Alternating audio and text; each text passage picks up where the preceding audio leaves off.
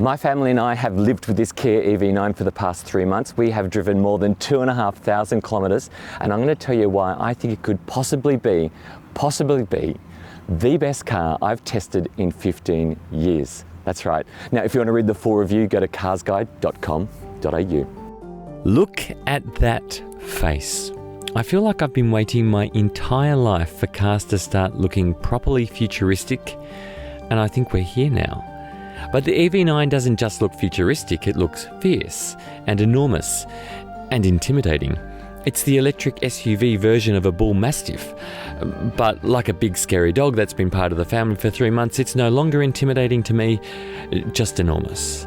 And at more than 5 meters long and a wheelbase that stretches more than 3 meters, it is big. I love that this SUV looks as though it's been carved out of a concrete block. Or is this an SUV that's been carved into a concrete block?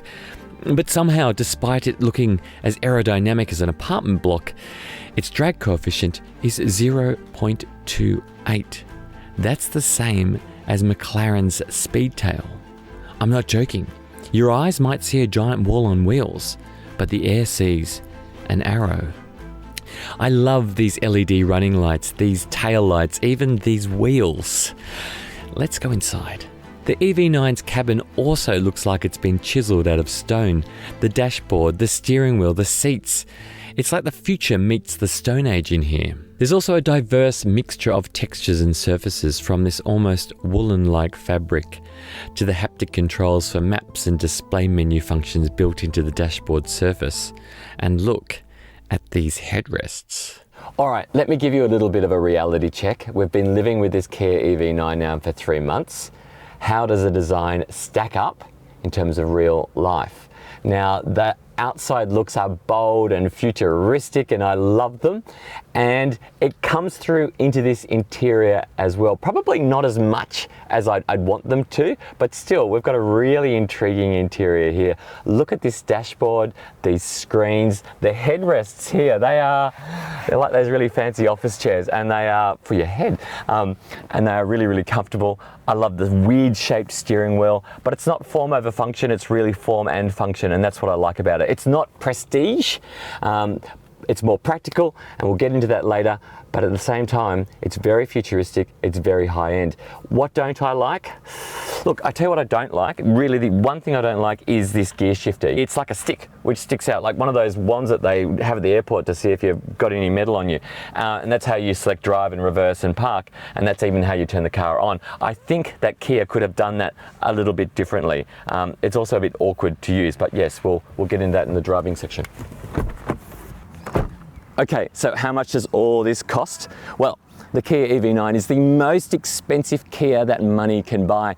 And this is the Earth grade, and that sits kind of in the middle of the EV9 range, but as you can see, it's still quite pricey. And do you know what? I think you're almost worth it. That's right. Let me show you the standard features. Yes, the Earth sits in the middle of the EV9 lineup, below the GT line and above the entry-grade Air, and it sort of gets the best of both grades. It gets the all-wheel drive and the bigger battery from the GT line, and also all the standard equipment from the Air, with a few extra things too. So coming standard are LED headlights, the striking LED running lights, and the LED taillights. There's roof rails, a power tailgate, proximity unlocking, retracting door handles, the rooftop spoiler, and 19-inch alloy wheels. Inside, the seats are artificial leather, but they are on all grades. There's these double 12.3-inch displays for media and your instrument cluster. There's sat-nav, Apple CarPlay and Android Auto. There's an 8-speaker sound system, 3-zone climate control, heated and ventilated front seats, ambient lighting, and power-adjustable front seats too. And all EV9s have 7 seats as standard. Okay, let me give you a bit of a reality check in terms of what it's like to live with this car in terms of the features that you get. First thing that we have loved is the climate control. Now there's climate control in this second row as well, so it's 3-zone. There's 2 zones up front, and then this is the 3rd zone here. Now the climate control for the second row is up here. Now that's an issue in terms of children sitting in their seats. With their seatbelt on, they can't reach that. When it's down here though, kids tend to kick it, so that's got its own problems as well. What else is there? Oh, The earth grade of this EV9 doesn't have a head-up display, you know, for your speed or your navigation. That's been a bit of an issue. These days, head-up displays are becoming more and more common. And in a car which is worth, you know, more than 100 grand, I would expect that. But yes, no, that's the grade above it which has it. What else is there? No sunshades. That's been an issue. Parents will know how important sunshades are on the rear windows of cars, so that doesn't have them as well. But it does have a really good sound system. We have loved using that. On the flip side, the multimedia system is kind of awkward and complicated to use. The menu itself is a little bit busy, and both myself and my wife have both commented that it's hard to find your way around. There's your reality check. Not only is the EV9 enormous, but because it doesn't have an engine and a transmission and a drive shaft and all the other bits which go in a combustion-powered SUV that get in the way of cabin room, the interior is ridiculously spacious and practical. Not once have I felt cramped sitting up front, and I'm built like a windmill. Yes, there are stacks of elbow room and headroom and knee room, and storage up here is excellent as well. This compartment under the center console has been my hero. You can put so much stuff in here, but there are cup holders, big door pockets, USB ports galore, and wireless phone charging too. In the second row, headroom is excellent, legroom is also great with the seats that are on the rails, and there's more than enough room for child seats. Storage is great too, with door pockets, cup holders here and a very deep storage area in the back of the center console. There are also USB ports in the sides of the front seats too. The third row is really for kids or smaller grown-ups, but room is relatively good back here. I like the large windows, the cup holders and the hidey holes, and there are USB ports here too. The front boot is quite small, but the back boot is huge with the third row seats down, and even with the back seats in place, there's still plenty of cargo room. Okay, let's do a reality check. We've lived with this car for 3 months. What features really do work in terms of practicality? I'll tell you what I've got to tell you. And that is the height of this car. It's just high enough so that when we're putting our 2-year-old into her car seat, it's just easy to do. It's like putting Milo back in the pantry, just go like that. At the same time, it's low enough for our 9-year-old just to be able to get in himself. There's a handy handle there. I don't think he's ever used it, but it's good to know it's there. But yeah, it's not too far off the ground for him just to climb in. Now these doors, he mentioned the other day that these doors were really heavy, and they are. Look at the size of that door. To close from the inside for a child, that's a lot. He's a strong little Viking boy as well. I do like these chunky door handles though. I think they're great. I think they're better than the ones that are coming out on the EV5. That'll be out soon. But the chunky door handles are great. They're easy to grab, easy for kids to grab. But the proximity unlocking is kind of slow to respond, we've found over the last 3 months. You press the button and sometimes it works, sometimes they pop in, sometimes it locks, sometimes it doesn't. I just use the key these days. Oh, and another thing I need to tell you while we're doing a reality check, and that is this. In the boot of the Kia EV9 is a V2L, a vehicle to load port. Here it is. It's like a regular household power point, and it basically feeds power straight from the battery straight into whatever appliance you would plug into your house. So if you go camping, you can power your campsites, fridges, pie ovens, lights. I've even plugged a vacuum cleaner into there to vacuum the car. It's brilliant. I wonder if you could plug the car into the car and charge it. No, that's not going to work. That's just silly. Now, I don't even know why the bonnet's open. It's just tradition. Normally when we talk about what powers a car, it's normally an engine, or it has been in the past. So we come here. This is where engines normally are. But in the case of electric cars, they have electric motors, obviously, and the Kia EV9 has two. One at the front and one at the back. They make all-wheel drive. Together, they have a combined output of 283 kilowatts and 700 Newton meters. That's colossal. That's enormous power and ridiculous torque. 0 to 100 in 6 seconds. That's quick. It's especially impressive when you consider that this SUV is 5 meters long. It's longer than 5 meters, and it weighs more than 2.5 tons. It's a 7-seater, 0 to 100 in 6 seconds. That's good. Now, a bit of a reality check. Do you need the all-wheel drive? Look, my answer to that is yes. It really helps in the wet, maintains traction. Do you need all that power? Of course you do. Now, one of the things I haven't ever opened is this. It's just been sitting here in the front for 3 months. And now, let's have a little look. Oh.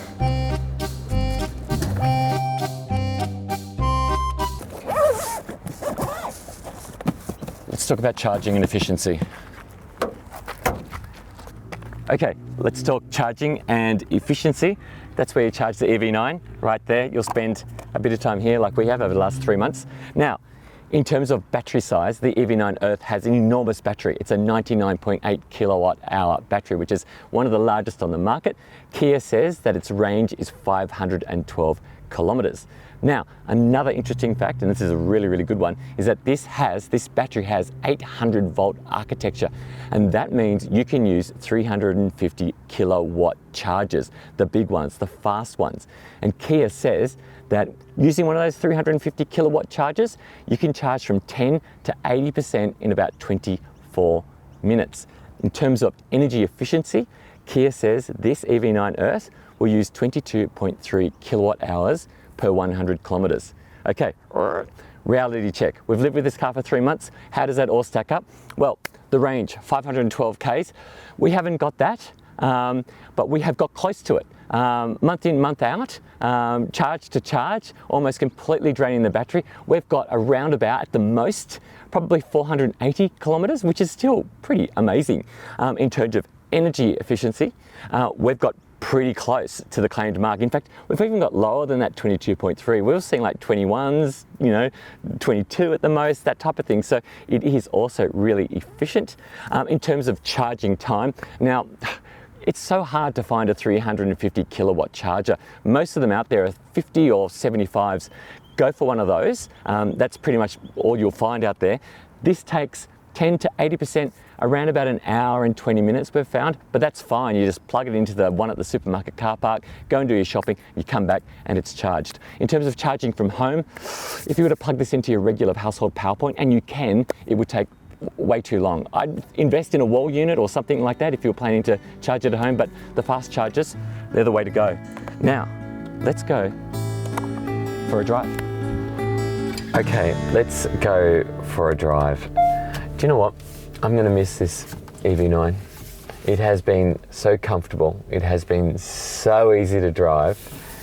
And that's because it does a lot of things right. A lot of cars that I test do some things right. They get the ride right. They get the handling right. They might get the visibility right. But it's rare that cars get all of it right. And the EV9, even though it's an electric car, appears to have got all of it right.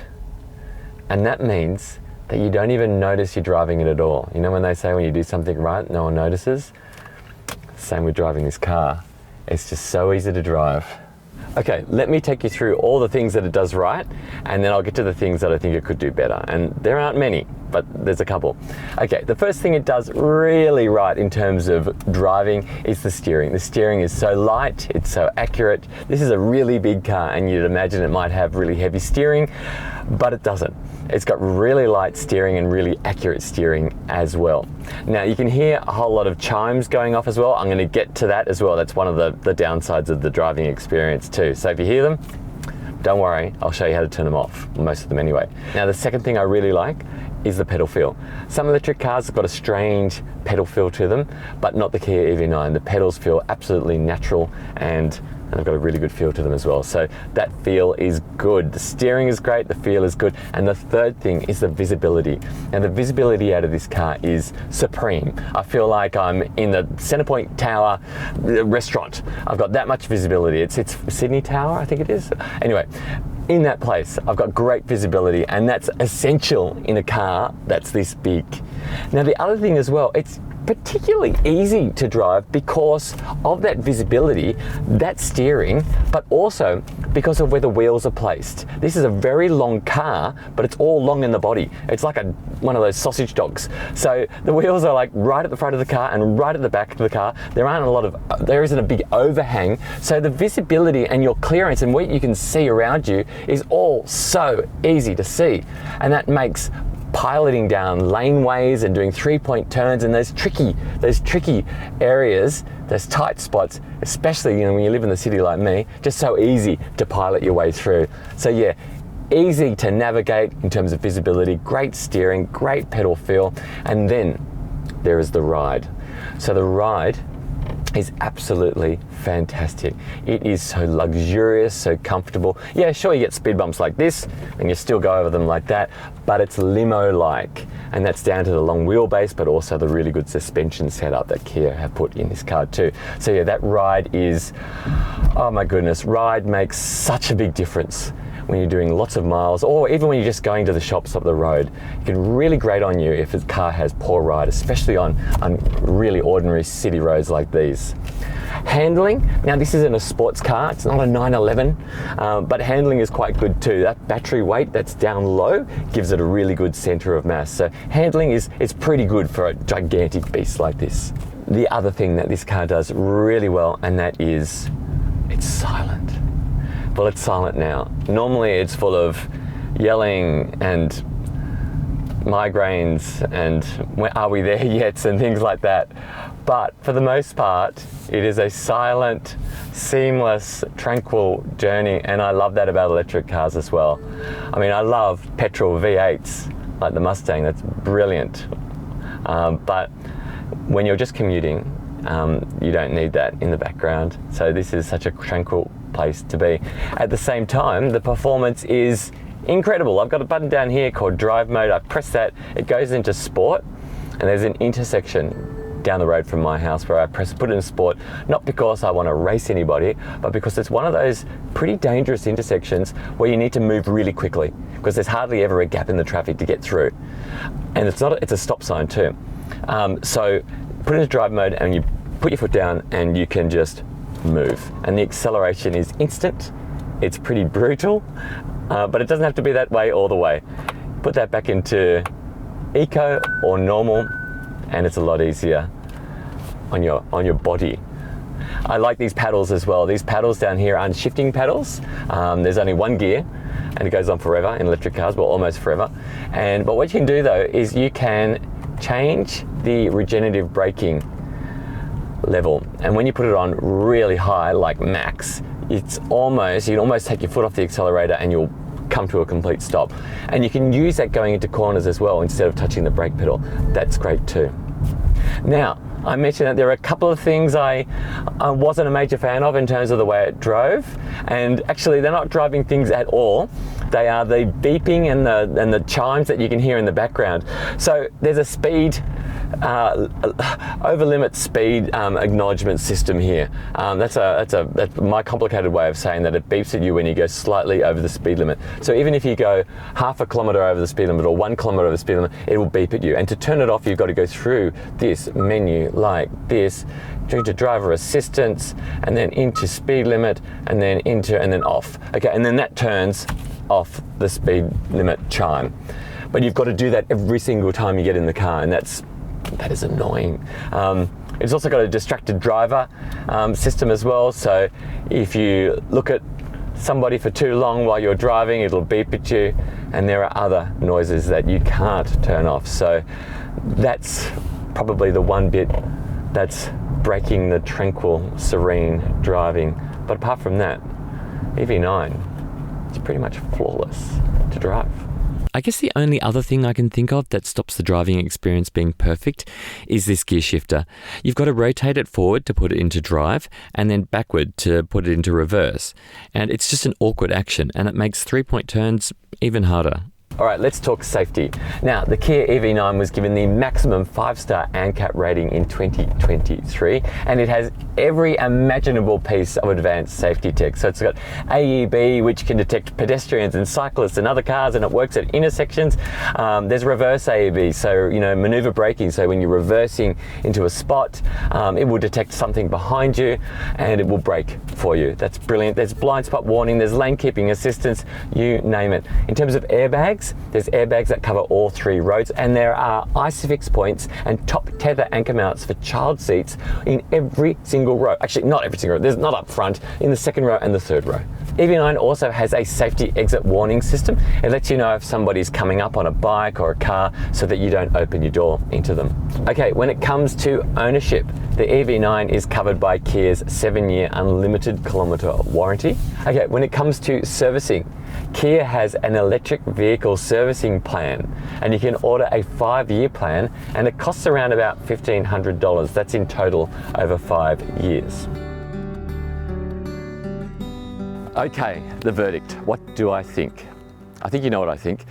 In 15 years of testing cars, a new one every single week, this Kia EV9 Earth is up there. I would say it's up there with the best. I would say even one of the top 3 7-seat SUVs I've ever tested. And that's including Bentleys and BMWs and Audis and Mercedes-Benzes and Range Rovers. Yes, that's right. Not only is it a fantastic EV with a big battery, a long range and fast charging, it's a fantastic family car that's spacious and got fantastic storage as well. It's also superb to drive. It is expensive, and as I said before, I think it's almost worth it. And I'm going to be sad to see it go. It's time to go now. It's a keeper.